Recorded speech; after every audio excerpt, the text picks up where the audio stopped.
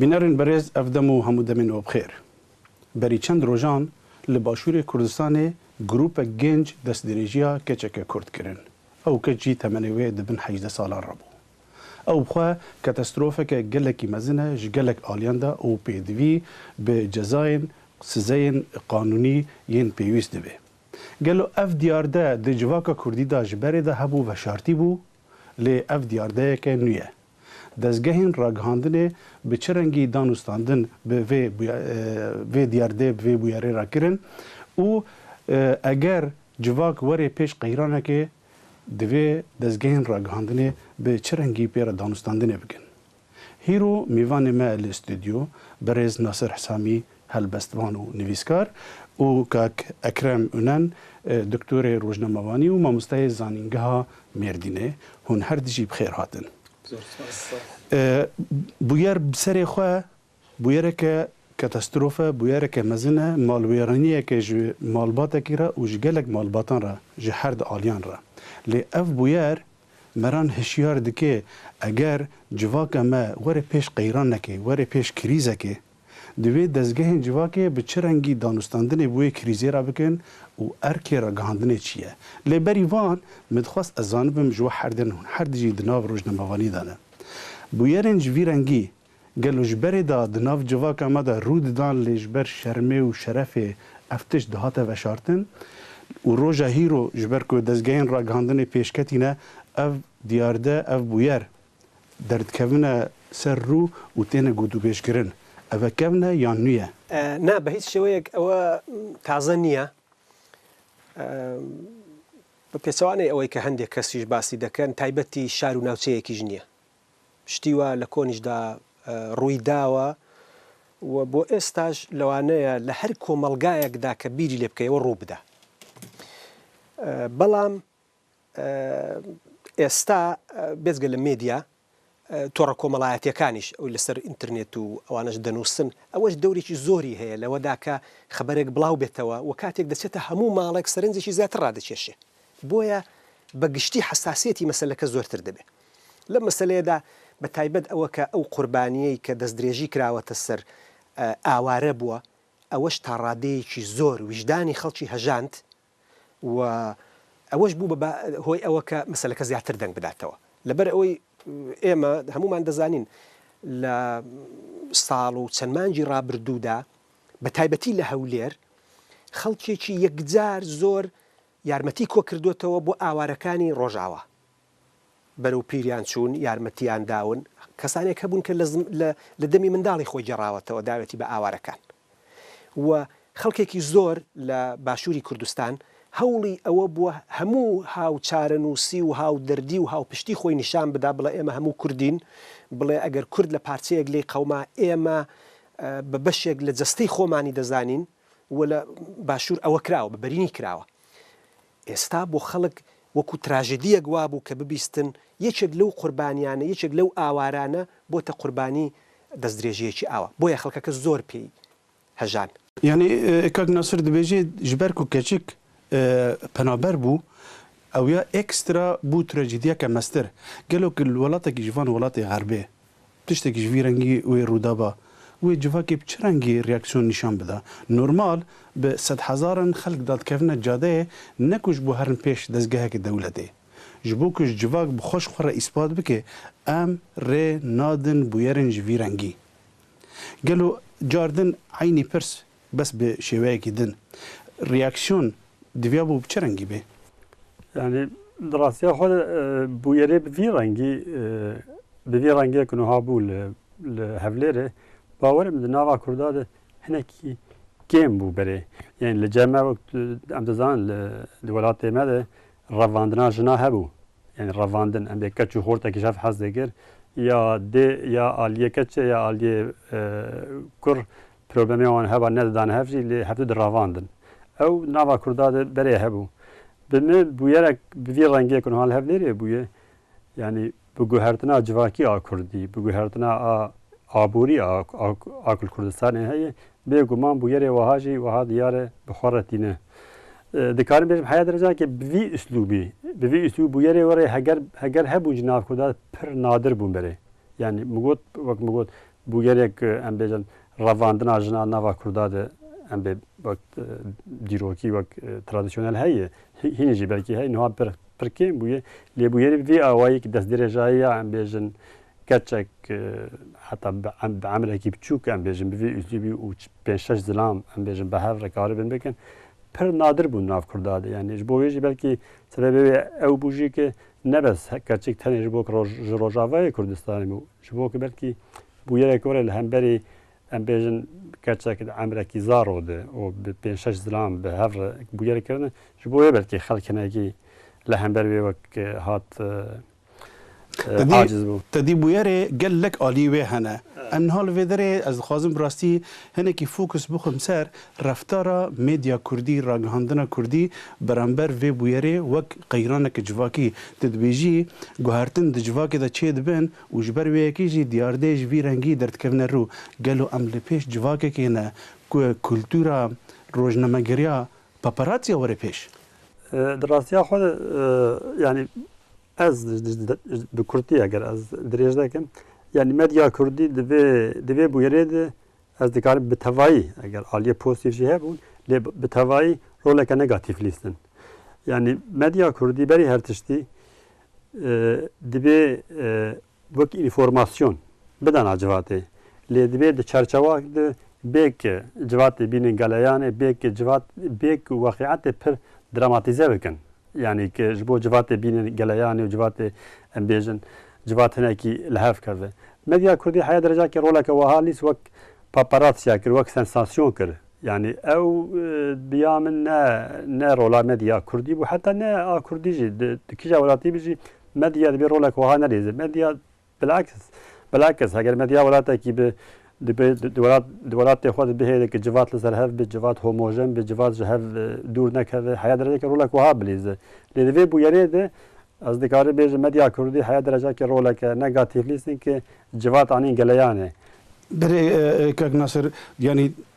Kak Ekrem dibêje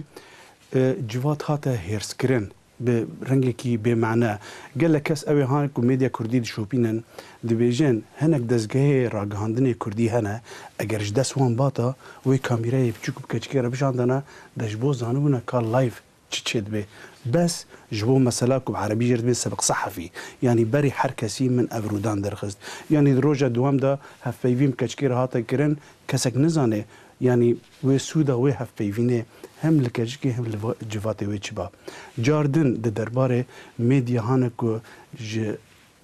yani wateya babetê diguherê û dike forma rojnamegeriya zer ew ku nav lê dikiriyan jî paparazziya dilgel wê bû çûnê. Bele منیش پێم وایە قسەکەی دکتۆر ئەکرەم تەیید دەکەم پێم وایە مێدیای کوردی بەشێکی گەورەی دەورێکی پۆزیتیڤ و باشی نەبوو لە گەیاندنی ئەو مەسەلەیەدا و لە چۆنیەتی گەیاندنیدا. زۆر جار نەکەر لەم نمونەیەدا زۆر جار ئاوا ڕوودەدا کاتێک ڕووداوێکی ئاوا دێتە پێشێکە مایە و ناوەرۆکی ئەوەی تێدایە تۆ بتوانی هەستی خەڵک ببزوێنی و چاوی پێزەق بکەیەوە میدیای کوردی ئەو ڕێگەی دەگرێ و ئاوای کەڵک لێ وەردەگرێ یعنی جاری وایە وەکو میدیای کوردی جاری وایە دەوری شاعیر دەبینێ جاری وایە دەوری ئاژیتاتۆرێکی سیاسی دەبینێ لە باتی ئەوەی کە حەقیقەتی ڕووداوەکە بجێڕێتەوە بۆ خەڵک و بزانێ کە ئەم ڕووداوە لە باری کۆمەڵایەتیەوە چ جێگەیەکی هەیە و تا کوێ وەکو زانیاری دەتوانێت بیدا بە خەڵک چونکە کاری مێدیا بە شێوەی سەرەکی دەبێت ئەوە بێنێ بزانێ ئەو زانیاریانەی کە پێویستە کۆمەلگا لەو بابەتەوە بیزانێت چییە ئەوە بدا بە کۆمەلگا کی بریارە دەدەیە کە چ تشت پێویستە چ نەپێویستە مێدیا خاوەنی ئوسول و پرەنسیپ و ئەخلاقێکی تایبەتی خۆیەتی مێدیا شێوەیەکی ناسراوی هەیە لەوەدا کە چی پێویستە بیدا بە خەڵک و چی پێویست نیە باشە کۆنکرێت ببوورە دەوێ بویارێدا کۆنکرێت کێ سوود جێوەرگرت ji vê yani ev mezinkirina hane kê sûd jêwergirt û kê ziyan jêwergirt نازانم ئایا مەسەلەکە بڵم بتوانین ناوی لێ بنین گەورەکردنەوە یان نا بەڵام هەندێک وردەکاری ڕووداوەکە بە بڕوای من پێویست نەبوو لەبەر ئەوەی کە بەشێکە لە هەرێمی ژیانی تایبەتی قوربانیەکە و پێویست نەبوو مێدیا ئەوە بە خەڵک بگەێنێ بە کۆمەلگای بگەێنێ لە هەموو شوێنێکی دنیا کاتێک شتێک ڕوو دەدا ئەوە زۆر گرنگە کە ئەو کەسانەی کە بە جۆرێک لەو ڕووداوەدا هەن چ قوربانی بن چ لایەنەکەی دیکە بن دەستدرێژی کار بن ئەمانە مافیان هەیە و ژیانی تایبەتیان هەیە ژیانی پریڤاتیان هەیە پێویستە بپارێزرێ لەوەدا مێدیاوی کوردی بە بڕوای من زۆر گوێ نەدا تەنانەت بۆ نەک بۆ قوربانیەکە بۆ لایەنەکەی دیکە ژوانی کە دەستدرێژیان کردو ئەوانەش مێدیا جۆرێک شتەکەی گەیاند کە دەتگوت ئێستا لەوانەیە کۆمەڵێک لە خەڵک هێرش بکەنە سەر زیندانێک ئەوانە دەربێنن بیان کوژن لە حاڵێکدا مێدیا دەبێت لە وەختیوادا ینی جۆرێکی معقول و منطقی ڕووداوەکە بگەیەنێ کە خەڵک داواکاری سزای عادڵانە و یاسایی بێ بۆ ئەو کەسانەی کە دەستدرێژەکەشیان کردو دەدی ینی ئەم بویار بخوا نەجێ مناقەشەیەک و ددل هەف ناکەن بێژین بویارێکە گەلێکی کرێتە بە ڕسواکردنەکە هەری مەزن بێتە ڕسواکردن ji ber zarok bû ji ber bin 18 salan rabû ji ber 6 kesan ew rivand ji ber ew ê ji ber gelekin lê hate wateya ku bibe bazar hinek rojname veş xwe pê bazarê bikin hêzên siyasî dijî hevdî bikar bînin hinek hesab bikin ew ya wek erebî dibêjin sebq sehefiye ku jimareya kesên ku televîzyona wan ragihandina wan gudarîtkê bilind bikin de ji bo ku reklam bihatir bibe tu dibêjî ji vay hane ku sûd wergirtin û ê ziyan wergirtin kesûkarê keçikê û kesûkarê ew ê hane ku netewanbar ew ên tometbar ji ber hetanha çi biryarê dadgehan pêtin ne yani kê sûd wergirt û kê ziyan wergirt Di rastiya xwe de eger mirov bi tevahî lê binêre wek li Herêma Kurdistanê ev bûye berî her kesî ê ziyan jê dî Herêma Kurdistanê ye Herêma Kurdistanê da rêdan ku yani ew yasaya a ku ji bo rojnamegeriyek li Parlamentoya Kurdistanê ki hemû aliyên siyasî ser li hev kiribûn ku gerek her rojnamevan li Kurdistanê em bêjin wê li gor çerçeva wê qanûnî bimeşe diyar eşkere dibe ku rojnamevan gelek ji rojnamevana em nabêjin giş li gor wê qanûna rojnamegerî a ku li Herêma Kurdistanê hatî dayîn tev nagerin ji ber heger tu lê binêre di maddeya duda a qanûna rojnamegeriya a Herêma Kurdistanê de tê gotin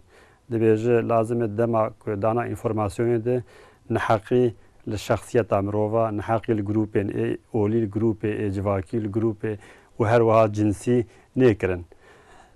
qenaeta min de medya Kurdî bi tevahî wextê em vê bi tevahî bêguman em giş naxin nav yani ji bo ki bêhtir rolek wiha negatif lîstin em dibêjin tevahî bêguman medyayê ê kêpirê ku pêk jî tev digerin jî hene lê bi tevahî roleke negatif lîstin ji ber li gor qanûna ku wan bi xwe jî gotiye em ê li gor vê qanûnê bimeşin tev negeriyan du yani li Kurdistanê dibe her medya yani hinek qanûnê universal hene ê universal ê ki temama rojnamegerî û medya cîhanê li ser li hev kiriye hene û hinek jî taybetmendiyê her welatekî bi serê xwe hene yani dibe rojnamevanê Kurdistanê dibe nebes her tim li gor qanûnê universal bimeşin dibe gelek carayî taybetmendiyê ê Kurdistanê berçavat bigirin ku Kurdistan welatekî cudayî Kurdistan civateke cudayî Kurdistan civateke bi serê xwe ye qanûnê civakî ê Kurdistanê ê nenivîskî hene ku temama hemû aliyên civakî ê Kurdistanê li ser li hev kirine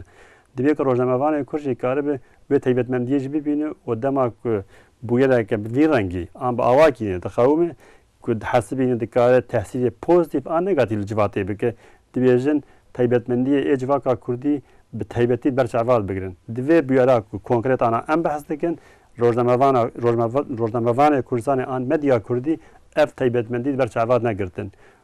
ji bo wê jî ez dihesibînim ki li Kurdistanê careke dibêje lazim e ki bi tevahî yani hikûmet û medya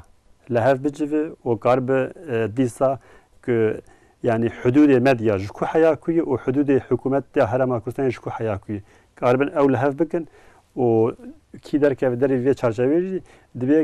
bê ceza kirin Didî em niha em hemî di ragihandinê de kar dikin yani em ne bi şêwekî deng dikin em û ew yani em heman demê rexnê li xwe dikirin em jî beşek ji vê medyayê ne em karê medya Kurdî di ber çavara derbas dikin یک جوان کاری میدیا دبی کلتورا مافی مروان و آسایش جواکه بجيبك وسقمگيري بجيبك جالي كي دنفا او بيلن هيرسيك والجادي روددان كو وا بكن لسري توان باران بفيرنجي سزبكن وميديا جي بو اوينا وان هيرسانا قالوا ميديا برنجكي برولكي رادبوك جواكا ما ببي وك افغانستان نوك وقت جواكي مودرن يعني اوي هانا توان بار بقرن ون ميدانك وان محكمه بكن وحكمي وان جي بي بدن يعني عيني وكو شاول افغانستان رود ده بيعمل رولا ميديا ليست حياه درجه خاطر رولا كوري بليزن يعني بقرنوا لدراستيا خد يعني از كاك ناصر جي بحث كر يعني حتى محكمه قرار نده يعني انا ادي اشكره بوي وانا سوجيها قبول كرن جم بوليس ادي بشتي كنت مديا كريد هاتي اشكره لي حتى محكمه قرار ندا تحققي نا مديا كردي ونا بوليس ونا كسي هبو نرسمي وان بلا بكره ونجي او جنحبار بكرنا حتى محكمه قرار ندا از ميناكا كي بده ميناكا بتشوچك هم قش للسويد دجي للسويد بوليس وقتی که عربی داشت تو کامرا هایی شتراف داد که شتراف یعنی جزای دخول پیش دیویش تا دشینی مال جزاته وقتی دشینی مال جزاته هاو رسمی شفیر تنی رده رسمی که دکات سپی او چیه او ده حسبینه که او پاراسنا شخصیت تایه دکار انسان که کلاگات هر دکار مرو وکیلی نه لازم به رسمی بیرده اینا اولا بویه کاره چی بویه که تشکیل کسین کلوا جواتین روجاوای اروپا دجین خوش دزانن کو گلک جاران هنک بویر رودانه کس هاتی گرتنه و دادگاهی جی بریار پی درخستی و سالانج زندان دمای داویج دیار ویا کو نه اوه يعني دياره كسا جدنا يان برنجة جدنا يان جيب شوية جدنا ليه كك ناصر دخواست دواره أفغان كرنا جواكي يان جي شارستان كرنا جواكي دا تشتكي لي زيدا بكي لو مسألة دا ولا زور مسألة دي كش دا ميديا كردي عادتي بشتيك قرتوا أوج أو كصادترين شوي بروبونا ولا قال مسألة كدقرية صادترين مسألة أوياك تو همو خطاك بسر سنكس دابيني رقي همو كومالقا بريسر أو سنكس هو بيدوا بي أويتر مسألة حلبو من بيموا لو مسألة دا ميدياي كردي ميدياي برتاوروني كردي وميدياي آقادار وداهاتو بيني كردي ديتواني أو مسألة بكاتا درفتيك بو أوي زيني كومالقا بريتسر أوكا قرفتك لشو دايا ئایا لە کۆمەڵگای ئێمەدا ئەوە مەسەلەیەکی زۆر بێ پێشینەیە ئایا لە کۆمەڵگای ئێمەدا هیچ خەتایەک نییە هیچ کەم و کوڕیەک نییە کە ڕێگە بەشتی ئاوا دەدا وە کۆمەڵگا ناچار بکات چاوێک لە خۆی بکاتەوە بزانێت لەکوێ ئەم کۆمەڵگایە ئەخلاق یا فەرهەنگ یا جۆرێک لە کولتور و ڕوانینی تێدایە بەرامبەر بەو مەسەلەیە کە ڕێگە دەداشتی ئاوا دروست بێ بۆ نمونە لە کۆمەڵگای ئێمەدا ئێمە هەمومان دەزانین کوردین هاتوچۆی شارەکانی کوردستانمان کردووە و ئەوە دەبینین زۆر سەیر و عەجایب نییە ئەگەر ژنێک بچێتە بازار و لە کۆمەڵگا پیاوێک دەستی بۆ بەرێ لە شارەکانی من نازانم لە باکوور ئایا ئەوە زۆر ڕوودەدایان نا لەبەرەوەی کە ژیانی شارنشینی لە پێشترەوە لەوێ پەرەی گرتو بەڵام لە ڕۆژهەڵاتیش و لە باشووریش ئەوە زۆر دەبیندرێ ژن دەچێتە بازار بەتایبەت لە بازارە سەردا پۆشراوەکان کۆمەڵەکەن زۆر بە ئاشکرا دەستیان بۆ دەبن ژن لەبەر حیای خۆی ناوێرەوە دەنگ بێ بەڵام کۆمەلگاکەش زۆر کۆڵی بەوە هەڵ نەگرتووە زۆر لەوە تووڕە نییە ژن دەچێتە بازار خەڵک قسەی پێ دەڵێ باسی چاوبرۆی دەکا باسی قەد و باڵای دەکا باسی سنگ و شوێنی دیکەی دەکا کۆمەلگای ئێمە زۆر بەوە تووڕە نییە میدیای کوردی دەبوو کۆمەلگای کوردی بەرەو ڕووی ئەو پرسیارە بکاتەوە تۆ کە ئەوانە دەبینی لە بەرچاود و لەوانە تووڕەنی بۆچی هەموو ڕقی ئەو کۆمەلگات بردوتە سەر 5 کەس کە لەو کۆمەلگایدا گەورە بوون و ئەگەر ئەو 5 کەسە سزا دران و لە سێدارە دران ئایا مەسەلەی ڕوانینێک کە ژن تا ئەم ڕادەیە سووک چاو لە دەکات لە کۆمەلگای ئێمەدا کۆتایی پێدەیان نا میدیای کوردی دەبوو بە ڕوانین ئەوە بکات کاک ناسر تشتێکی دینجی باڵا من کشاند ئەو گورکردنا دە چەند ڕۆژی دەست پێکێدا ئەو تێمپۆیە vê bûyerê wergirt هیچ که پلیس د 48 ساعتا دا بيجي ما 6 کس گرتنه و اف رسميوان و اف جي نافيوان تبي كو بچكي چاويوان گرتون نافيوان جي حرفه يكي نافيوان داني يعني خدي گراوي كو پاراستنا کسایتی اوان کرنه بي رنگي هانه گلو شیوه دانستاندن مدیا ببویرین ولره تا چرا دایکانه کاریگریه که نگاتیو لسر کاری دزگاه هم بکیم؟ من پێم وایە ئەوەش نگاتیڤ بوو جارە ئەوەی من دیتۆ من ڕسمیانم دیتۆ بەبێ ئەوەی کە چاویشیان بشاردرێتەوە و ینی پێشەوە بڵاو کراوەتەوە دواتر دوای ئەوە کە ئەو قسەیە ساز بوو کە بۆچی ڕسمەکە وێنەکان ئاوا بڵاو بووەوە جا ئەم جار هاتن چاویان داپۆشین دەنا بەبێ چاو داپۆشینیش ڕسمی هەر شەش کەسەکە بڵاو بووەتەوە لەو مەسەلانەدا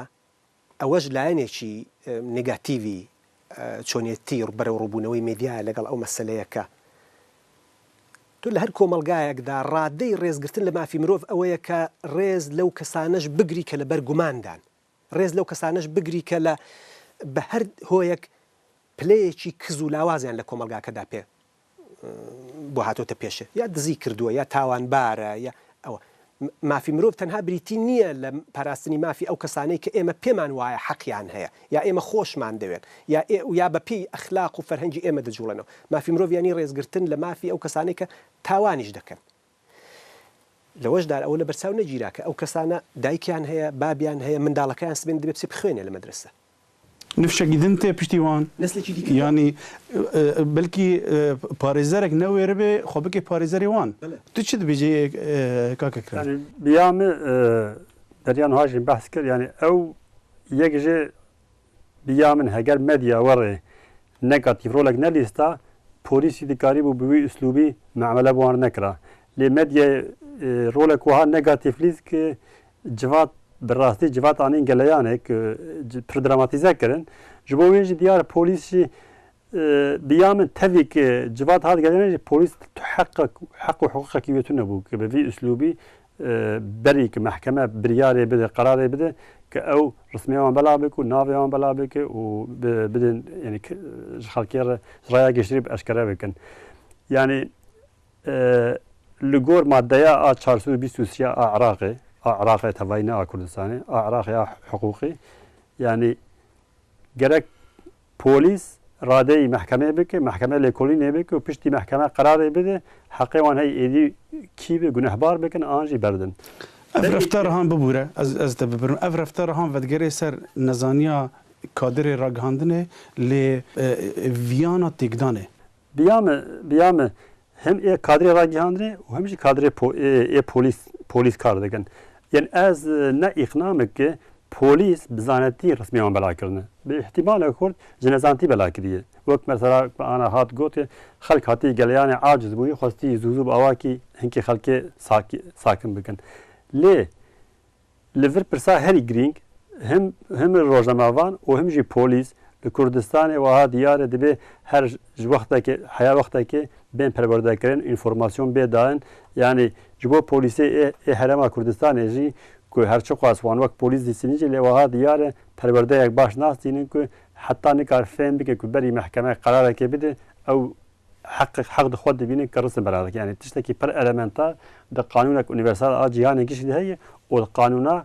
herêma Kurdistanê jî dev heye û di qanûna Iraqê jî dev heye lê çima werê kirine ez dikarim bêjim hew ji sebebê ki ji nezantî dikirine ji ber berê jî me got yanî ev ya bûyereke ev ya me re hişyar dike bûyerê ji vî rengî berkî berê jî hebûn wê di dahatû da di pêşerojê da dîsa rû bidin ka wê medya bi çi rengî pê re danûstandinê bike lê ev mera da jû pirseke din medya lêkoler li welatên Ewropa behsê dikin di zanîngeha da tê xwendin ev babet em çi qasî nêzikin yan dûrî medya lêkolerin ku di bûyerekê da dest pê bike şopê keve bi rengekî mentiqî û wê heya dawî bîne من پێم وایە ئێمە مێدیا لێکۆڵەریشمان هەیە ئێمە ئێستا کە ئەو باسی ئەو مەسەلەیە دەکەین ڕەنگە ئەو لایەنە لە قسەکانماندا زۆر بچێتە پەراوێزەوە بەڵام زۆر جاری واش هەیە یا زۆر بەشی ڕێپۆرتاژ و هەواڵ و بابەت گەیاندن لە مێدیاشدا هەیە کە بە بڕای من بەتەواوی بەرچاو ڕوونە دەزانێت چ دەکا و دەزانێت لەباری کۆمەڵایەتیەوە مەسەلەکان هەڵسەنجێنێەوە بە کۆمەلگای بگەێنێ بەداخەوە ئەوە کەمەوە زۆر جار دەکەوێتە ژێر دار و پردووی ئەو بەشەی دیکەی مێدیا کە ناشارەزایە کە زمان بەهاوارە و دەیهەوێ بازار ببینێتەوە بۆ چاپەمەنی بۆ مێدیای خۆی دەنا ئەو لایەنەی دیکەش کە لێ دەکۆڵێتەوە و بەرچاوی ڕوونە بە بڕوای من هەیە لە مێدیای کوردیدا ئێمە ناتوانین بڵین هەموو مێدیای کوردی یا تەنانەت بڵین هەمیشە ئاوایە کە هەرا ساز دەکا جەنجاڵ دەنێتەوە نمونەیەک بێنمەوە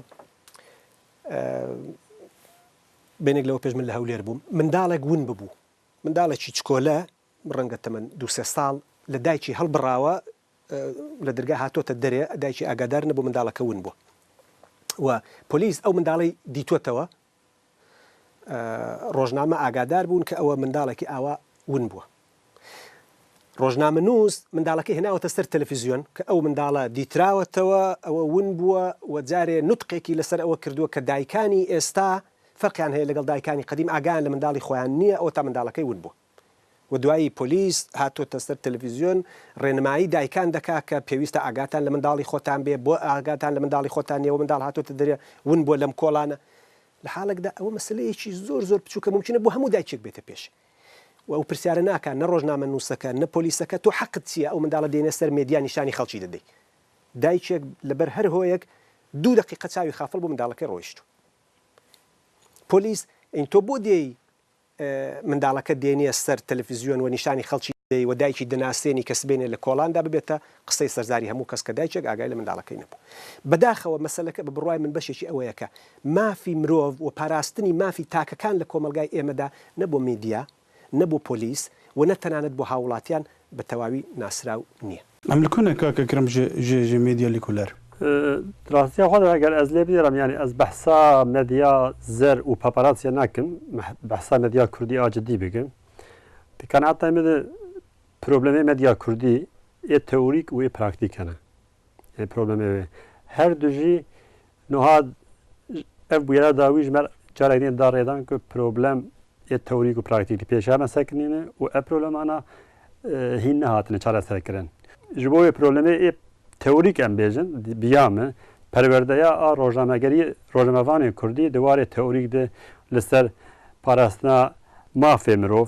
divê mafê grûpî ê olî mafê grûpî ê millî mafê ê cinsî mafê divê vana hema berî her tiştî rojnamevanekî Kurd pir xweşî zanibe du divê pirsa etîkê di rojnamegeriyê de pirsa moralê di rojnamegeriyê de pirsa şiklê dana înformasyonên rojnamegeriyê de ev pirsê ez ev hemû pirsê ê problemê teorîk li pêşa rojnamegeriya Kurdî her çi xwast tu wextê ji derve de tu bi hineka binaqeşa dike her çi xwast wek ku zanî ku vî îşî dizanî dibêje jî lê di rastiya xwe di praktîkê divêya nake problema praktîk ji xwe di praktîkê divêya nake yani belkî gelek cara jî tu jêr dibêj divê ez dizanim lê di praktîkê tu dibînî hiç gelek cara bi bûyer ڕوبڕوو دەبێ تشتێ ئەو دکە تو حز دکە کو هیچ هایاوی نەژ ئەتیکێ نەژ مۆراڵێ نەژ مافێ مرۆڤ نەژ مافێ گروپە نەژ مافێ ئۆلی هەیە ئەv کەچەهانە 16 ساڵی گروپە کەس هاتن تشتێکی gelekî ji bo wê giranbiha û ji bo malbata wê jê dizîn bi zorê jê standin hinekî din jî hatin belkî medya jî beşek ji wan bê tiştine din ji wê keçikê standin navê wê derxistin û raweşandin ji bo xelk nas bike ev kesên hane tometbar car de ez dibêjim tometbar netewanbar ji ber çi biryarê mehkemê tune îdentîte nasnameya wan hate aşkerekirin eger siva derkeve nîvê van kesan ne tometbarin yanî bi helayî bi şaştî ketine nav vê grupê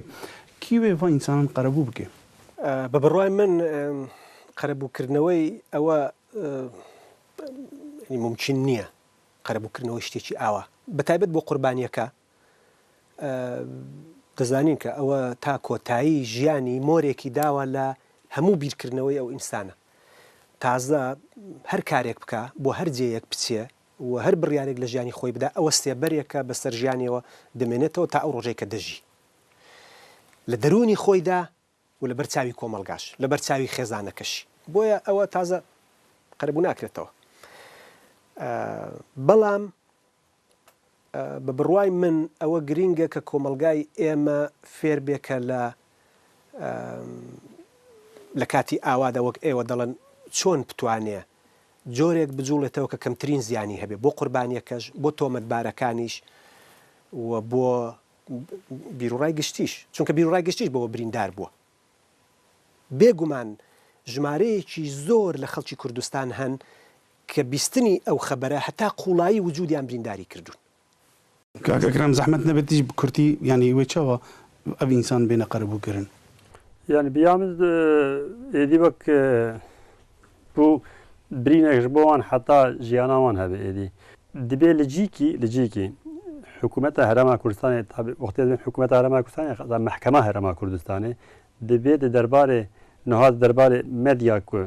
بي كو هنا كو محكمة قرار دابه ودرباري بوليس ده محكمة وكه ودبي جزاك پر جران بين جزاكرن جبوك دپاشەڕۆژ ده بوویەرێکەوە هادیسانە قەومە